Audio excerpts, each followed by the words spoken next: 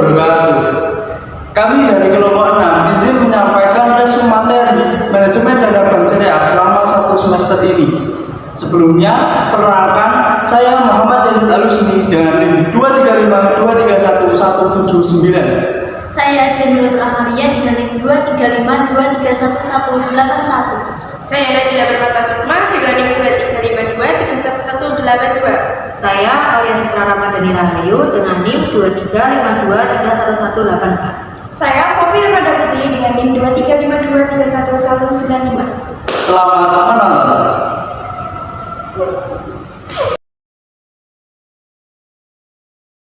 Manajemen pemasaran adalah proses perencanaan, pelaksanaan, dan pengendalian kegiatan pemasaran untuk menciptakan tujuan perusahaan. Penjualan dan pemasaran adalah dua konsep yang seringkali dianggap dua konsep yang sama, padahal dari tujuannya saja jauh berbeda. Perbedaan tujuan yang saya maksud yaitu penjualan bertujuan menjual produk, sedangkan pemasaran bertujuan memasarkan produk. Mengapa harus ada pemasaran bank syariah? Karena dengan konsep itu dapat memacu nasabah untuk menggunakan produk bank syariah secara berulang, dapat memaksimumkan kepuasan konsumen, juga dapat memaksimumkan pilihan ragam produk untuk nasabah sehingga nasabah mempunyai ragam dalam produk dan juga menciptakan iklim yang efisien. Selanjutnya ada marketing mix atau bauran pemasaran adalah kombinasi beberapa elemen bauran pemasaran untuk memperoleh pangsa pasar yang lebih besar, juga posisi bersaing yang kuat dan citra positif pada pelanggan. Nah, konsep pemasaran modern. Konsep pertama yaitu marketing mix. Ada 4P.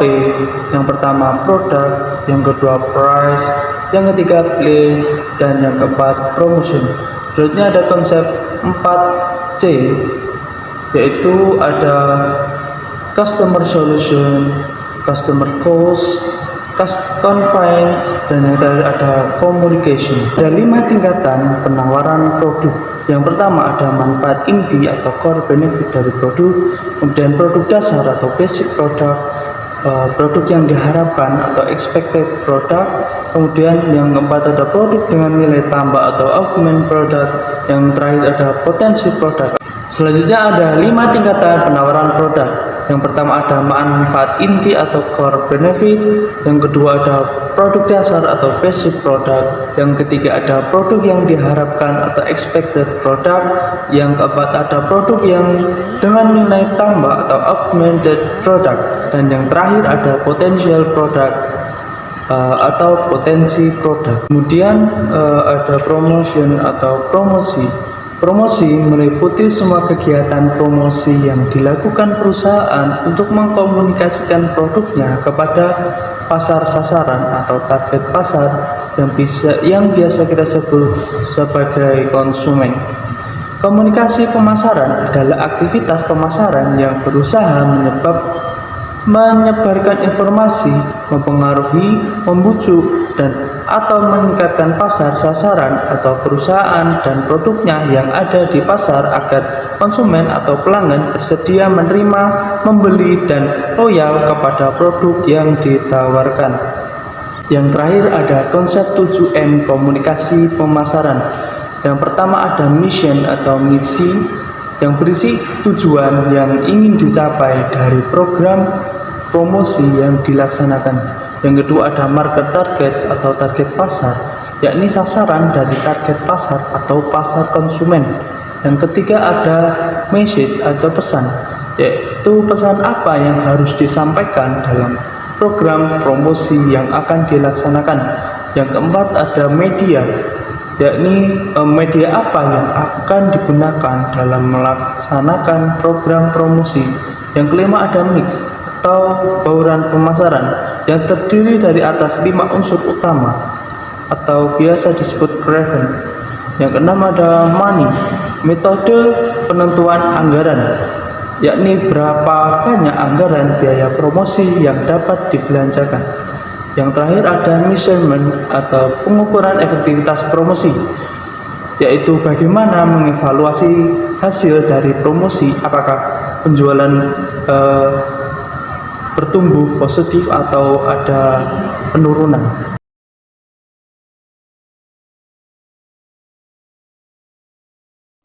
Untuk yang pertama, yakni ada sumber dana bank syariah yang terdiri dari yang pertama modal, yang kedua titipan wadiah, yang ketiga ada investasi mudharabah, dan yang keempat ada investasi khusus yakni mudharabah muqayyadah. Selanjutnya ada sistem dan mekanisme penggunaan dana di bank syariah. Yang pertama ada tujuan pengalokasian dana di bank syariah yang terdiri dari satu, untuk mencapai tingkat profitabilitas yang cukup dan tingkat resiko yang rendah. Tujuan yang kedua ada mempertahankan kepercayaan masyarakat dengan menjaga agar posisi likuiditas tetap aman. Untuk yang kedua ada alokasi penggunaan dana terbagi menjadi dua, yakni satu aktiva yang menghasilkan yaitu earning asset, yang dua aktiva yang tidak menghasilkan atau disebut non earning asset. Selanjutnya ada sistem dan mekanisme penggunaan dana di bank syariah. Yang pertama ada earning asset, meliputi pembiayaan berdasarkan prinsip bagi hasil atau mudharabah. Yang kedua ada pembiayaan berdasarkan prinsip penyertaan atau musyarakah. Yang ketiga ada pembiayaan berdasarkan prinsip jual beli. Yang keempat ada pembiayaan berdasarkan prinsip sewa atau ijarah. Yang terakhir ada surat berharga syariah dan juga investasi lainnya. Dan yang kedua ada non-earning asset, meliputi yang pertama ada aktiva tunai atau cash asset, yang kedua ada pinjaman atau qard, yang ketiga ada penanaman dalam aktiva tetap. Yang selanjutnya ada sumber dan alokasi pendapatan di bank syariah. Yang pertama ada sumber pendapatan, ada bagi hasil atas kontrak mudharabah dan juga musyarakah. Yang kedua ada keuntungan atau margin atas kontrak jual beli. Yang ketiga ada hasil sewa atau ujrah atas kontrak ijrah atau ijarah. Dan yang terakhir ada fee dan biaya administrasi atas jasa-jasa lainnya. Dan selanjutnya ada pembagian keuntungan, dapat dilakukan revenue sharing dan juga profit dan loss sharing. Selanjutnya ada sistem dan mekanisme penggunaan dana di bank syariah. Seperti satu, pusat pengumpulan dana, dan yang kedua ada alokasi aktiva. Kemudian ada beberapa akad beserta penjelasannya. Untuk yang pertama yaitu akad qard, yaitu pinjaman tanpa ada kelebihan apapun dan wajib dikembalikan. Untuk produknya sendiri ada dana tabungan haji, pinjaman gadai, dan juga talangan takeover. Untuk yang kedua yaitu ada akad wadiah. Akad wadiah adalah titipan aset atau barang yang tidak boleh dimanfaatkan oleh bank. Untuk produknya yaitu seperti safe deposit box. Kemudian yang ketiga ada akad kafalah, adalah penjaminan atas suatu transaksi atau proyek nasabah kepada pihak ketiga. Untuk produknya seperti bank garansi, letter of credit, dan juga SKPDN. Kemudian ada akad wakalah, yaitu perwakilan nasabah untuk melakukan sesuatu yang dimintakan nasabah. Produknya seperti layanan investasi, transfer, payment, dan juga invoice financing. Selanjutnya adalah akad hawalah, yaitu pengambilan tanggung jawab atau utang nasabah pada pihak lain. Produknya seperti invoice financing. Kemudian ada akad ran, yaitu pegadaian aset atau barang nasabah yang disimpan oleh bank. Produknya sendiri seperti gadai emas. Yang terakhir ada akad saf, yaitu pertukaran barang atau komoditas secara tunai dan spot. Produknya seperti layanan transaksi valuta asing. Selanjutnya yaitu ada penggunaan dana pool of fund approach atau pendekatan pusat pengumpulan dana untuk sumber dana wadiah, mudharabah mutlaqah serta musyarakah menggunakan dana pool dari primary reserve, secondary reserve, qard, musyarakah, mudharabah, murabahah, bai asalam, bai istihna, ijarah, serta aktiva tetap. Sedangkan mudharabah muqayyadah menggunakan special project. Selanjutnya, untuk pengertian dari primary reserve atau cadangan primer adalah cadangan yang dapat digunakan untuk memenuhi kewajiban atau pembiayaan operasional. Contohnya yaitu kas, setara kas, dan surat berharga yang dapat segera diuangkan. Lalu yang kedua ada secondary reserve atau cadangan sekunder adalah cadangan yang tidak langsung dapat digunakan tetapi dapat dikonversi menjadi kas dalam waktu yang relatif singkat. Contohnya adalah obligasi, saham, dan properti. Sedangkan financing atau pembiayaan adalah sumber pendanaan yang diperoleh dari pihak lain seperti pinjaman, kredit, dan investasi. Sedangkan qard atau pinjaman tanpa bunga adalah pinjaman tanpa bunga yang diberikan berdasarkan prinsip kepercayaan dan kesadaran sosial. Dalam Islam, qard dianggap sebagai bentuk kebaikan dan tidak mengandung unsur riba. Lalu untuk fixed aset atau aset tetap adalah aset yang tidak dapat dengan mudah diubah menjadi kas dan memiliki umur yang lebih lama seperti tanah dan bangunan, peralatan dan mesin, dan kendaraan. Penggunaan dana aset allocation approach atau pendekatan alokasi aktiva. Sumber dana meliputi wadiah. Penggunaan dana ada primary reserver, secondary reverser, qard, murabaha, bai asalam, bai istiqna, dan ijaroh. Yang kedua ada mudharabah mutlak, meliputi secondary reserver, murabaha, bai asalam, bai istisna, ijra, mudharabah musyarakah. Kemudian ada mudharabah muqayyad, meliputi murabaha, bai asalam, bai istisna, ijrah, mudharabah, musyarakah. Kemudian ada musyarakah, meliputi secondary reserver, qard, murabaha, bai asalam, bai istisna, ijrah, mudharabah, musyarakah, dan yang terakhir aktiva tetap. Oke, materi selanjutnya yaitu manajemen permodalan bank syariah.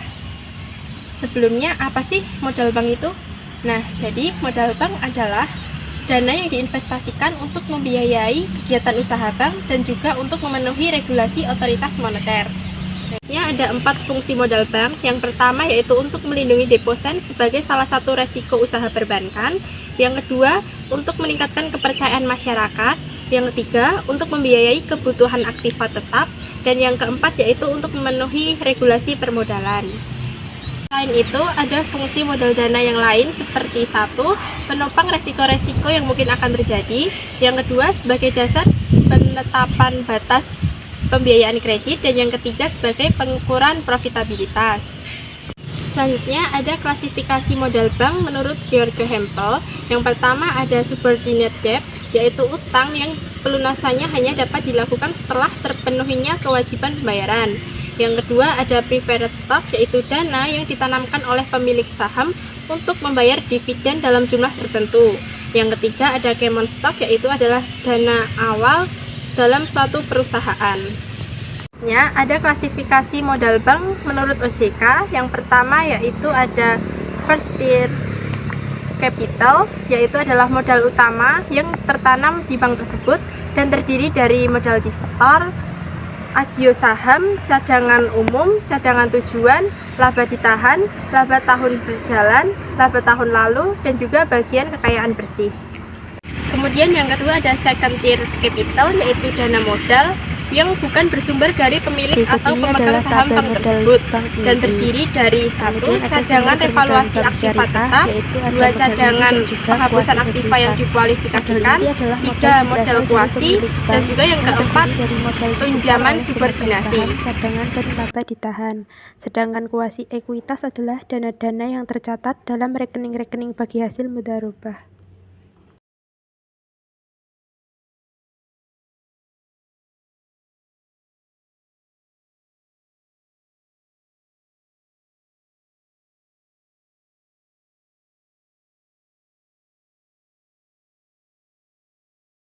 Yang selanjutnya yaitu ada kecukupan modal minimum bank. Untuk menentukan modal minimum bank mengikuti standar Bank for International Settlement atau BIS adalah sebesar 8% dari aktiva tertimbang menurut risiko atau ATMR. Persentase kecukupan modal minimum yang diwajibkan oleh BIS disebut sebagai Capital Adequacy Ratio atau CAR. CAR dapat diukur dengan dua cara. Yang pertama, membandingkan modal dengan dana-dana pihak ketiga. Dari perbandingan tersebut dapat diketahui bahwa rasio modal atas simpanan cukup dengan 10% dan dengan rasio itu permodalan dianggap sehat. Lalu yang kedua ada membandingkan modal dengan aktiva berisiko dengan rasio minimum 8% dan permodalan terhadap aktiva berisiko. Lalu ada juga tabel dari KAP atau kualitas aktiva produktif serta non-performing financing atau NPF.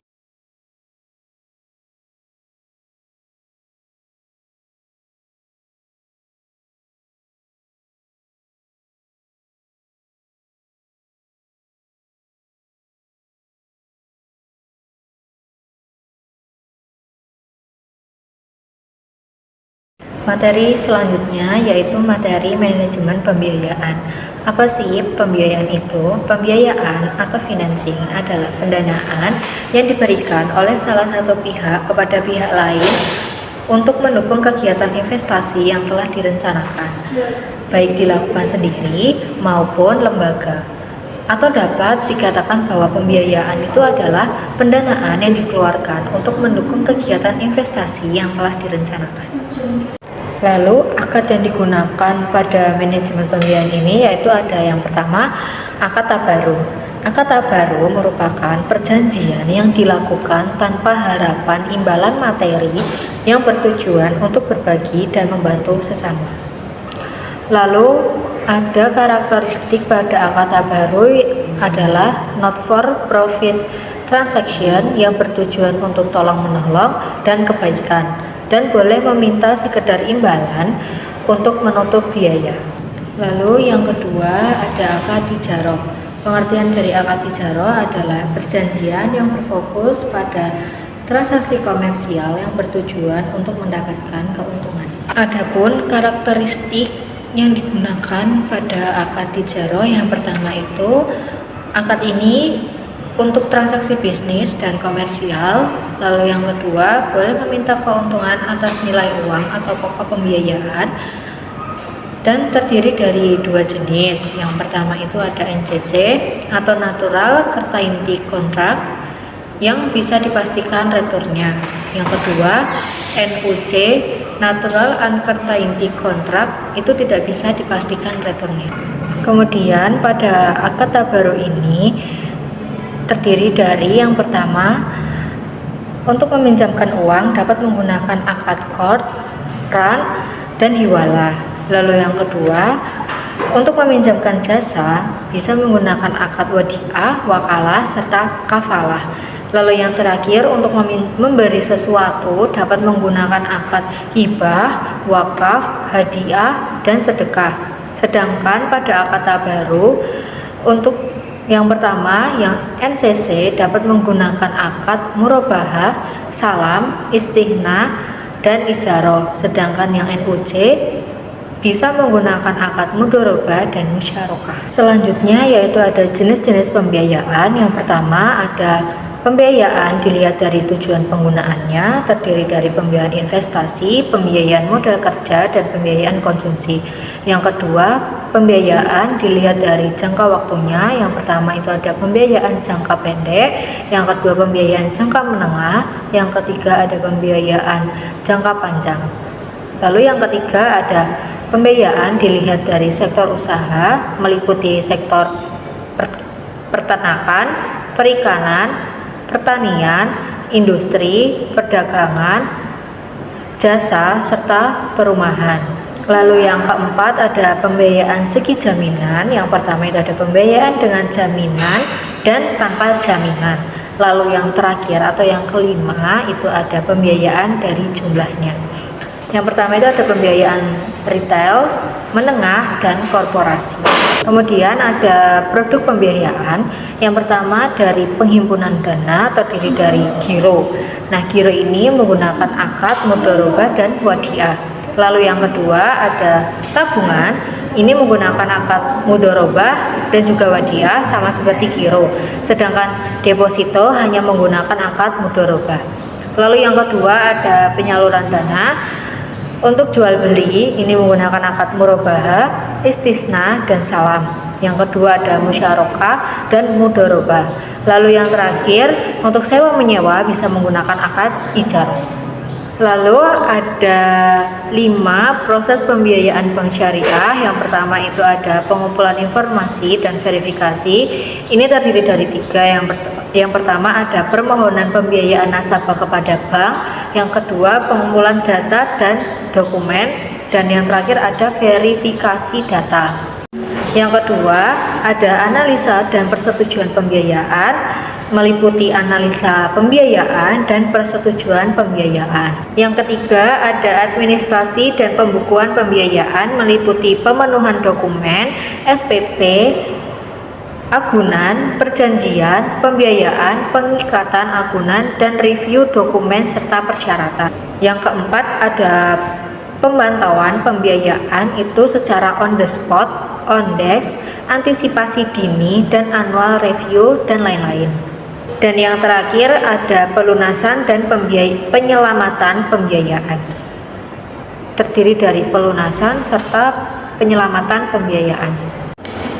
Selanjutnya ada performance pembiayaan. Yang pertama yaitu ada NPF atau non-performance financing, yaitu rasio yang dipergunakan untuk mengukur kemampuan baik dalam men-cover resiko kegagalan pengembalian pembiayaan oleh debitur. NPF gross adalah jumlah pembiayaan yang diberikan dengan kolektibilitas 3-5 yang dibandingkan dengan total pembiayaan. Rumusnya adalah seperti berikut. Kemudian NPF net adalah perbandingan antara jumlah pembiayaan yang diberikan dengan kolektibilitas 3-5 dikurangi penyisihan penghapusan aktiva dan dibandingkan dengan total pembiayaan yang telah diberikan, dan juga rumusnya sebagai berikut. Yang kedua ada rasio efisiensi operasional atau RIO yang digunakan untuk mengetahui seberapa besar efisiensi bank dalam melakukan kegiatan operasionalnya. Semakin kecil rasio RIO menandakan bahwa semakin efisien beban operasional yang dikeluarkan bank yang bersangkutan, sehingga semakin kecil juga kemungkinan bank dalam kondisi bermasalah. Untuk rumus perhitungannya sebagai berikut. Kemudian yang terakhir ada financing to deposit ratio atau FDR. Presentase perbandingannya antara jumlah pembiayaan yang diberikan dibagi dengan total dana pihak ketiga. Untuk rumusnya sebagai berikut ini. Selanjutnya ada pengertian likuiditas, yaitu program kendalian dari alat likuid yang mudah ditunaikan guna memenuhi kewajiban bank yang segera harus dibayar. Likuiditas bank biasa disebut dengan alat likuid atau simpanan uang di Bank Indonesia dalam bentuk giro yang diwajibkan. Manajemen kas, investasi pada kas yang harus dipertimbangkan oleh treasury. Yang pertama ada menjaga likuiditasnya. Yang kedua ada jika banyak uang yang tertanam dalam kas, penurunan tingkat profitabilitas. Dan selanjutnya ada pendekatan cash for cash. Yang pertama ada metode penerimaan dan pembayaran. Yang kedua ada ramalan aliran dana-dana. Selanjutnya ada instrumen likuiditas. Yang pertama ada giro wajib minimum. Kedua ada clearing. Yang ketiga ada pasar uang antar bank berdasarkan prinsip syariah.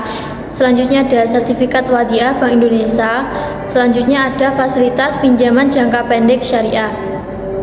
Definisi simpan minimum bank umum dalam bentuk giro pada Bank Indonesia yang besarnya ditetapkan oleh Bank Indonesia berdasarkan persentase tertentu dari DPK.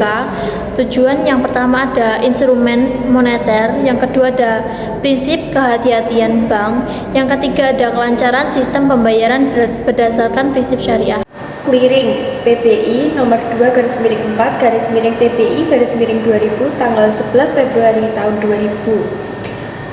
Tata cara dan persyaratan clearing pada dasarnya sama dengan bank konvensional, AI sebagai peserta langsung atau peserta tidak langsung. Kemudian ada perbedaan pada ketentuan crossing clearing pada bank umum konvensional yang memiliki UUS. Adapun skor clearing, pertama KP bersaldo giro negatif dengan ketentuan saldo giro KP plus UUS sama dengan negatif. Seluruh kantor diskor kena sanksi saldo giro negatif. Yang bersaldo negatif hanya KP dan UUS. Yang kedua, KJ bersaldo giro negatif dengan ketentuan saldo giro konvensional dan syariah sama dengan negatif. KC diskor kena sanksi saldo giro negatif yang bersaldo negatif KC konvensional dan syariah. Kemudian ada pasar keuangan antar bank syariah PBI 02-8-PBI-2000 tanggal 23 Februari tahun 2000. Bank berpotensi mengalami kekurangan atau kelebihan likuiditas. Untuk mengatasi, bank umum konvensional dapat memanfaatkan PUAB.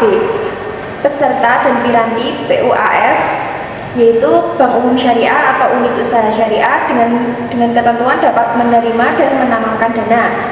Kemudian ada bank umum konvensional dengan ketentuan hanya dapat menanamkan dana. Kemudian ada mekanisme dan penyelesaian transaksi. Sertifikat IMA diserahkan kepada bank penanam dana sebagai bukti penanaman dana. Sertifikat IMA yang belum jatuh waktu dapat dipindah tangankan sebanyak 1 kali.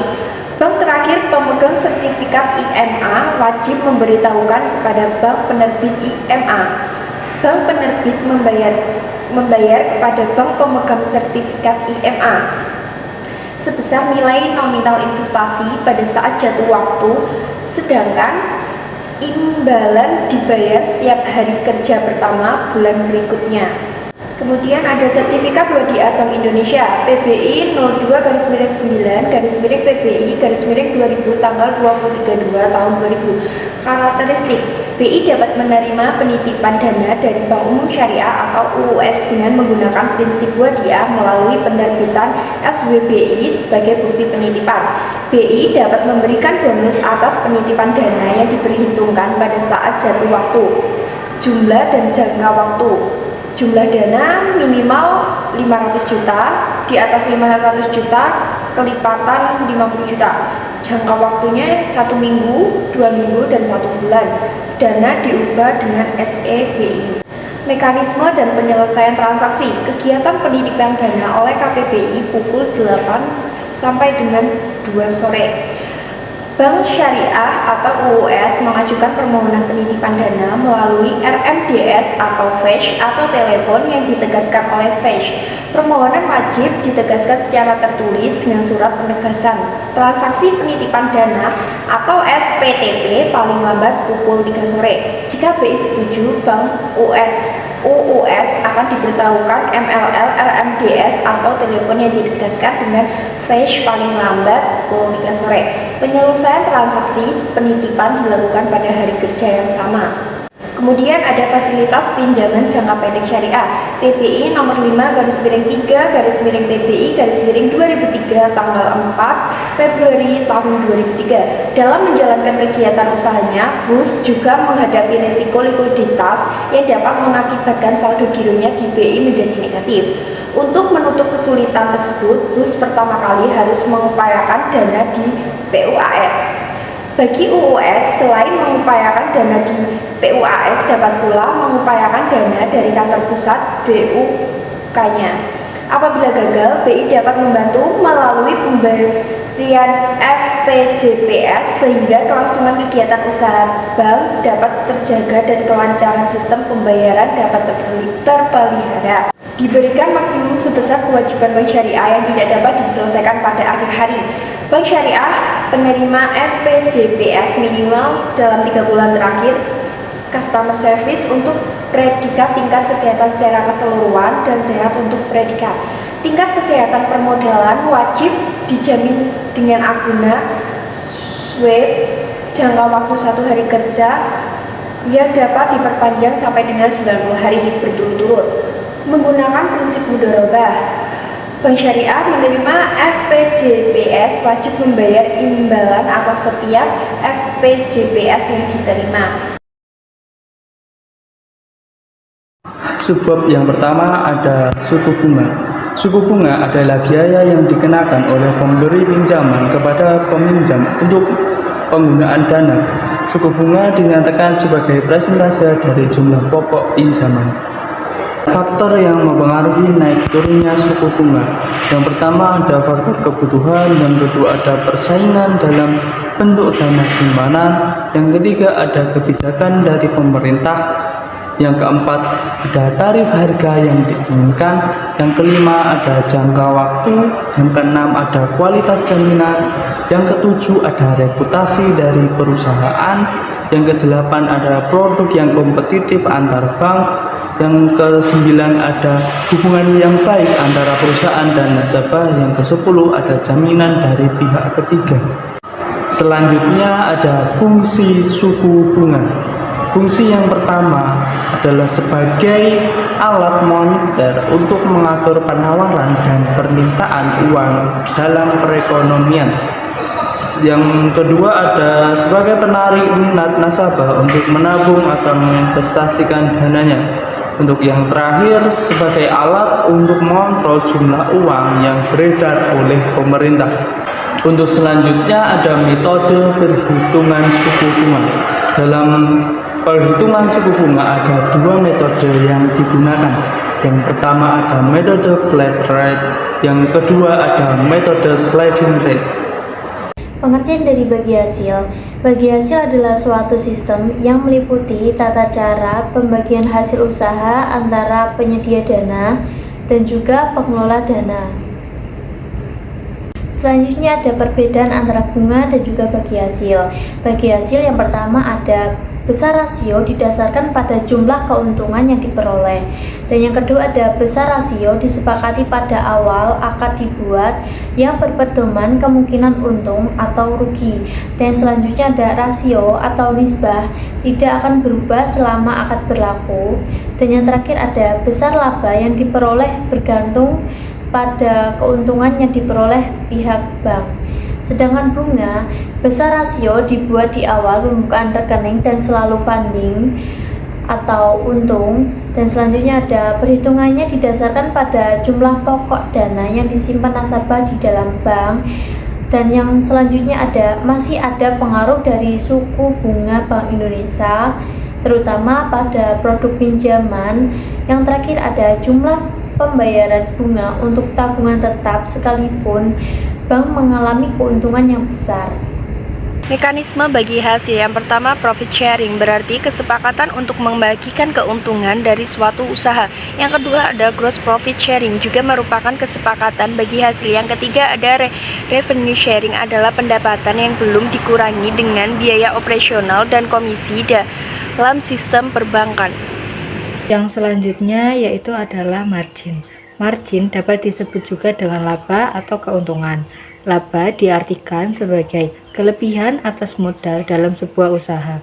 Dalam ilmu ekonomi, laba dikatakan sebagai pengurangan antara pendapatan atau omset dengan total biaya yang digunakan. Margin menurut KBBI adalah laba berdasarkan tingkat selisih antara biaya produksi dan harga jual pasar. Lalu ada faktor yang mempengaruhi naik turunnya margin. Yang pertama adalah biaya overhead meliputi biaya tenaga kerja, biaya administrasi dan umum, biaya penyusutan, biaya pencadangan, penghapusan aktiva produktif, dan biaya lainnya. Yang kedua ada biaya cost of liable fund atau biaya perolehan dana adalah biaya yang timbul akibat dari target atau permintaan nasabah penyimpan yang menghendaki hasil tertentu dari bank syariah. Yang ketiga ada profit target adalah mempertimbangkan tingkat inflasi, tingkat suku bunga, pasar, premi resiko, spread, cadangan piutang, terpaki.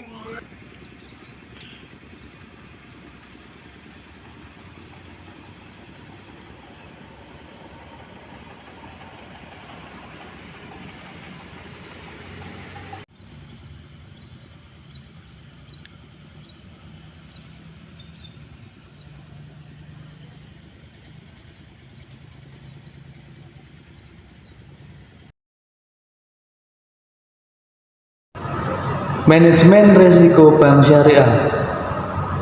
Manajemen risiko perbankan syariah merupakan serangkaian prosedur dan metodologi yang digunakan untuk mengidentifikasi, mengukur, memantau, dan mengendalikan risiko yang timbul dari seluruh kegiatan usaha bank syariah. Kemudian ada risiko perbankan syariah sesuai Otoritas Jasa Keuangan atau OJK. Yang pertama ada risiko kredit, kedua risiko investasi, ketiga risiko likuiditas, keempat risiko pasar, kelima risiko operasional, keenam risiko kepatuhan, ketujuh risiko strategik, kedelapan risiko hukum, kesembilan risiko reputasi, dan yang terakhir kesepuluh yakni risiko imbal hasil. Yang saya sebutkan tadi sesuai POJK nomor 60/POJK.03/2016 tentang penerapan manajemen risiko bagi bank umum syariah dan unit usaha syariah. OJK telah mendefinisikan 10 risiko yang harus dikelola oleh bank syariah. Yang pertama ada risiko kredit atau pembiayaan, adalah risiko akibat kegagalan nasabah atau pihak lain dalam memenuhi kewajiban kepada bank sesuai dengan perjanjian yang disepakati, termasuk risiko kredit akibat kegagalan debitur, risiko konsentrasi kredit, counterparty credit risk, dan statement risk. Selanjutnya ada risiko pasar, adalah risiko pada posisi neraca dan rekening administratif akibat perubahan harga pasar, antara lain risiko berupa perubahan nilai dari aset yang dapat diperdagangkan atau disewakan. Risiko kredit atau pembiayaan adalah risiko akibat kegagalan nasabah atau pihak lain dalam memenuhi kewajiban kepada bank sesuai dengan perjanjian yang disepakati, termasuk risiko kredit akibat kegagalan debitur, risiko konsentrasi kredit, counterparty credit risk, dan settlement risk. Kemudian ada risiko pasar. Risiko pasar adalah posisi neraca dan rekening administratif akibat perubahan harga pasar, antara lain risiko berupa perubahan nilai dari aset yang dapat diperdagangkan atau disewakan. Kemudian ada risiko likuiditas, adalah risiko akibat ketidakmampuan bank untuk memenuhi kewajiban yang jatuh tempo dari sumber pendanaan arus kas dari aset likuid berkualitas tinggi yang dapat diagungkan tanpa menggunakan aktivitas dan kondisi keuangan bank. Kemudian ada risiko operasional, yaitu risiko kerugian yang diakibatkan oleh proses internal yang kurang memadai, kegagalan proses internal kesehatan manusia, kegagalan sistem, dan adanya kejadian eksternal yang mempengaruhi operasional bank. Kemudian ada risiko hukum, yaitu risiko akibat tuntunan hukum dan kelemahan aspek yuridis, antara lain disebabkan oleh ketidakadaan peraturan perundang-undangan yang mendukung atau kelemahan perikatan seperti tidak dipenuhinya syarat-syaratnya kontrak dan pengikatan aguna yang tidak sempurna. Risiko reputasi adalah risiko akibat menurunnya tingkat kepercayaan pemangku kepentingan yang bersumber dari persepsi negatif terhadap bank. Kemudian ada risiko strategi, yaitu risiko akibat ketidaktepatan dalam pengambilan dana atau pelaksanaan suatu keputusan strategi serta kegagalan dalam mengantisipasi perubahan lingkungan bisnis. Kemudian ada risiko kepatuhan, yaitu risiko akibat bank tidak mematuhi, tidak melaksanakan peraturan undang-undang dan ketentuan yang berlaku serta prinsip syariah. Risiko imbal hasil atau rate of run price adalah risiko akibat perubahan tingkat imbal hasil yang dibayarkan oleh bank kepada nasabah karena terjadi perubahan tingkat imbal hasil yang diterima bank dari penyaluran dana yang dapat mempengaruhi perilaku nasabah dana pihak ketiga bank. Kemudian ada risiko investasi atau equipment investment risk, adalah risiko akibat bank ikut menanggung kerugian untuk usaha nasabah yang dibiayai dalam pembiayaan berbasis bagi hasil, baik yang menggunakan metode net revenue sharing maupun yang menggunakan metode profit and loss sharing. Kemudian ada proses manajemen risiko. Yang pertama ada identifikasi, yang kedua pengukuran, yang ketiga pemantauan, yang keempat ada pengendalian. Dampak resiko perbankan syariah, yang pertama ada dampak terhadap pemegang saham, dan yang kedua ada dampak terhadap karyawan, ketiga ada dampak terhadap nasabah, dan yang keempat ada dampak terhadap perekonomian.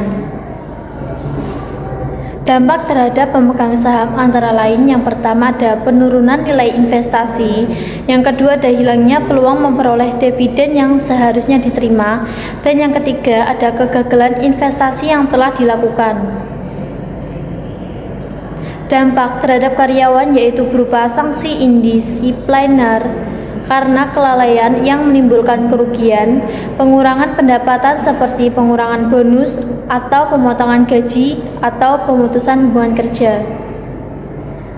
Dampak terhadap nasabah adalah merosotnya tingkat pelayanan, berkurangnya jenis dan kualitas produk yang ditawarkan, krisis likuiditas sehingga menyulitkan dalam pencairan dana, serta perubahan peraturan. Dan yang selanjutnya ada dampak terhadap perekonomian adalah resiko sistematik, maksudnya adalah resiko kegagalan bank yang dapat merusak perekonomian secara keseluruhan dan secara langsung berdampak kepada karyawan, nasabah dan juga pemegang saham. Penerapan manajemen resiko, yang pertama ada pengawasan aktif Dewan Komisaris dan Direksi, dan yang kedua ada kecukupan kebijakan prosedur dan penetapan limit manajemen risiko, dan yang ketiga ada kecukupan proses identifikasi, pengukuran, pemantauan, pengendalian risiko, serta sistem informasi manajemen risiko. Keempat ada sistem pengendalian intern yang menyeluruh, dan yang kelima ada komite manajemen risiko dan satuan kerja manajemen risiko, dan yang keenam pengelolaan risiko produk dan aktivitas baru, dan yang ketujuh ada pelaporan penerapan manajemen risiko. Peran saya dalam mengerjakan UAS manajemen dana bank syariah yaitu meresum materi manajemen pemasaran, manajemen dana, subbab materi suku bunga, materi manajemen resiko bank syariah, dan juga ikut menyelesaikan studi kasus yang diberikan oleh Pak Rais. Saya Jamila Tramalia dengan NIM 235231181. Peran saya dalam video ini meresum materi, manajemen likuiditas, manajemen resiko bank syariah, dan juga manajemen dana. Saya Alia Citra Ramadhani Rahayu dengan NIM 235231184. Pada video manajemen dana bank syariah ini saya berperan sebagai meresum sebagian materi manajemen permodalan, meresum sebagian materi pembiayaan, serta meresum sebagian materi manajemen dana, serta subbab materi margin.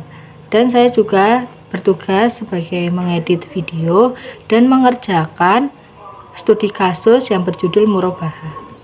Perkenalkan, nama saya Sofia Wanda Putri dengan NIM 235231195. Di sini pemeran saya sebagai meresum materi tentang manajemen resiko bank syariah dan manajemen likuiditas serta bagi hasil.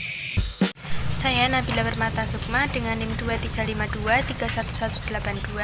Peran saya di video kali ini yaitu meresum materi manajemen permodalan, manajemen pembiayaan, dan juga manajemen dana. Selain itu saya juga mengedit pada bagian video ini.